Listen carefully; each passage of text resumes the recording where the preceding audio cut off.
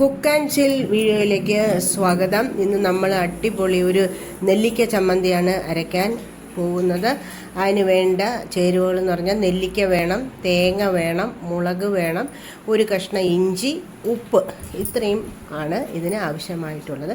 ഇതെല്ലാം കൂടെ മിക്സിയുടെ ജാറിൽ ഇട്ട് നന്നായിട്ട് അരച്ച് ഉരുട്ടി കരിവേപ്പിലയും കൂടെ ചേർത്ത് നന്നായിട്ട് ഒന്നുകൂടെ അരച്ചിട്ട് നമുക്ക് അടിപൊളി നെല്ലിക്ക ചമ്മന്തി റെഡിയായിട്ടുണ്ട്. നമ്മൾ ചോറിനോടൊപ്പം ഇന്ന് നമ്മളുടെ കൂട്ടാനെന്ന് പറഞ്ഞാൽ ചോറ്, നല്ല കുക്കറിൽ വേവിച്ച അവിയൽ, ഒട്ടും എണ്ണ ചേർത്തിട്ടില്ല, അവിയൽ, പിന്നെ നൊത്തോലി കരുവാട് തോരൻ, ഇതിൻ്റെയൊക്കെ റെസിപ്പി ഞാൻ ഇട്ടേക്കാം.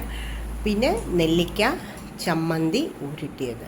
അപ്പോൾ വീണ്ടും കുക്ക് ആൻഡ് ചിൽ വീഡിയോ കാണണം, സബ്സ്ക്രൈബ് ചെയ്യണം, കമൻറ്റ് ചെയ്യണം.